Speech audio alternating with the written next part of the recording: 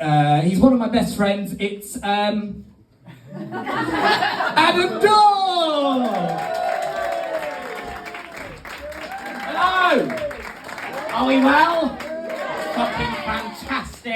Yeah, good. I'll introduce myself. So, by day, I go by Adam, but by night, I'm Ad PM.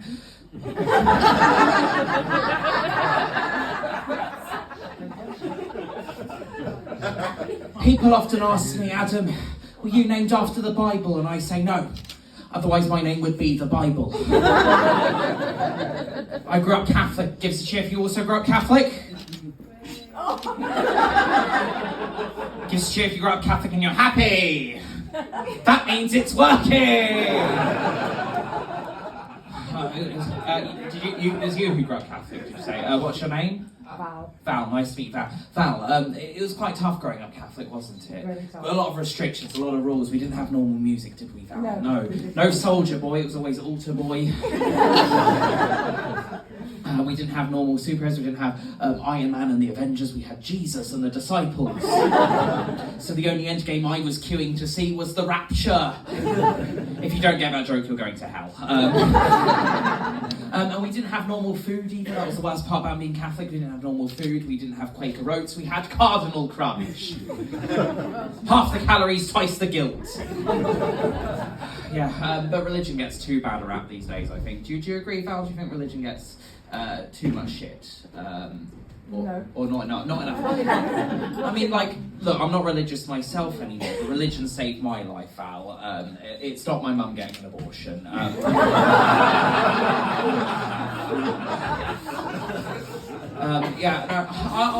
have a lot of respect for my mum. I love my mum.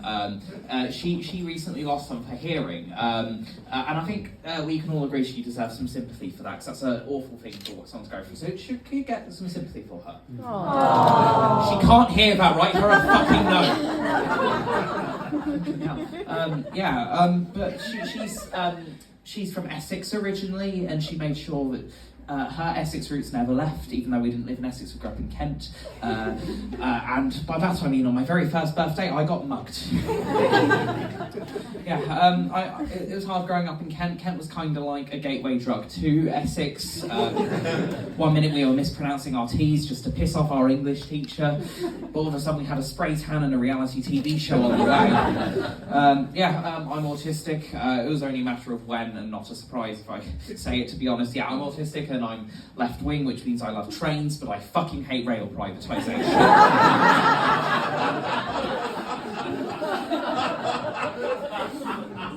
I like socialism, but not socialising.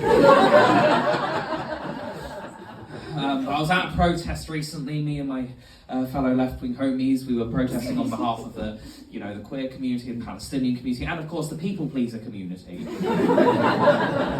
Wonderful group, terrible chant. What do we want? Whatever you want. When do we want it? At your convenience. We'll wait in line. Any day now. As an autistic person, I got into comedy for two quite simple reasons. The first one was to make my social skills and confidence, quite frankly, worse. And the second was to make a difference, because I read a statistic recently that 7 out of 10 autistic children at some point experience suicidal thoughts, and it really got to me that Elon Musk wasn't fucking one of them.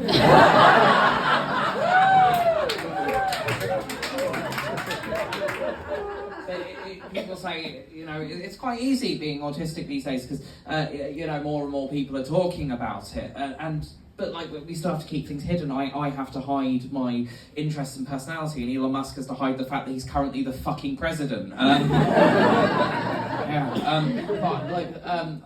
that's not really why I chose to be. I'm very selfish with my autism. It's self-gain. I chose to be autistic for 2 reasons, really. First reason was for comedy purposes. I said I'm going to be the first comedian with issues. And I went to my doctor one day, and I was 4 years old when I got my autism. It was 2006, this was pre-TikTok, if you can even imagine such times. I said, doctor, I don't know any jokes, that's a problem. Please give me autism. And he said, fucking hell, how did you find out about those vaccines? And I said, well, doctor, the internet told me. And he went, fucking hell, well, the internet never lies. And I went, exactly. So he sat me down and he said, I don't think I can do something as drastic as giving you autism, because you see, Adam, you're just too well adjusted. I'm looking at you and I see a very handsome, very charming child who'll make a woman very happy one day. Look, you're making the right amount of eye contact. And I said, that's a really weird thing to say to a 4-year-old. But I'm Catholic, so I'm kind of used to that shit.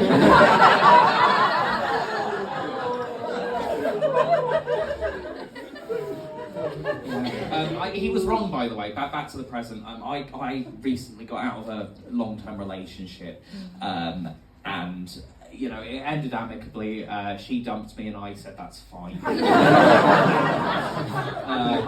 It was my first major relationship as well, and it was the first time I was experiencing like stuff like sex. So she took my virginity, and I took her literally. There was a lot of stuff that went on in our bedroom. She once told me she wanted to be treated like a queen, and I said, Your Majesty, you don't have to pay tax anymore.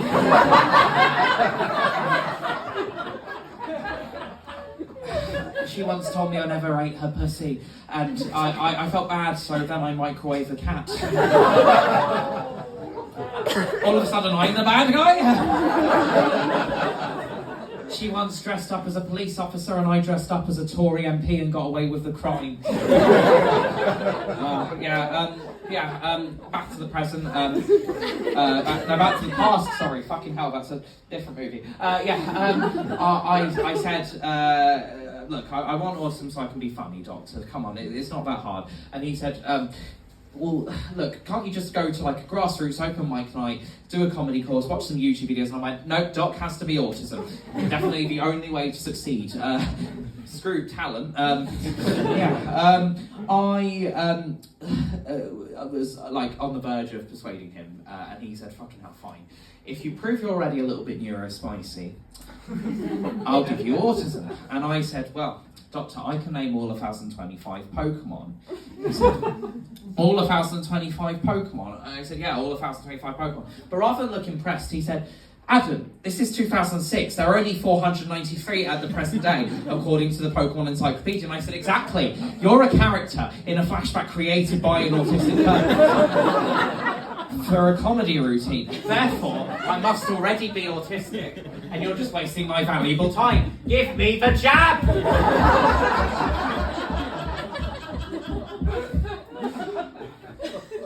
God. Yeah. I think being disabled is fantastic, really. Because like my genetic prototype, whatever, is fantastic. My grandma's got dementia, my mum's lost her hearing, I'm autistic, which is society's fault. So my child is going to be fantastic. He's just going to be a short king, and that's going to be his problem. Get less disabled down the family line. I'm not just a comic, actually. I'm nearly at the end of my set, I think. Thank you. One person saying, oh, the rest of you silence. I know who I'm buying a drink later. No. I'm actually a poet. I'm an award-winning slam poet. Woo!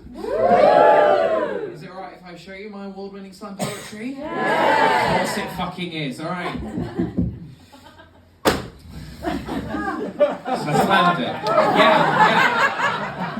Yeah, it's good when a joke needs to be explained to me. I'm doing well. like, I was inspired by the works of Shakespeare. I wasn't paying much attention. I don't know much about any celebrity, to be honest, dead or alive.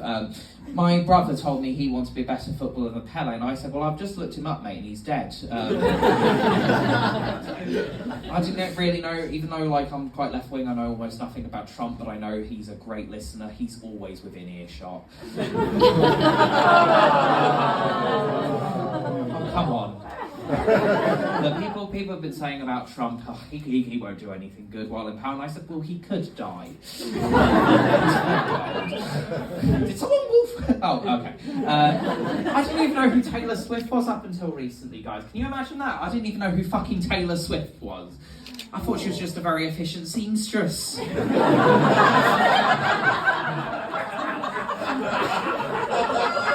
Turns out she's a climate terrorist. Alright, I'm gonna love you and leave you. I'm Poundland Value Santa on Instagram. Mwah.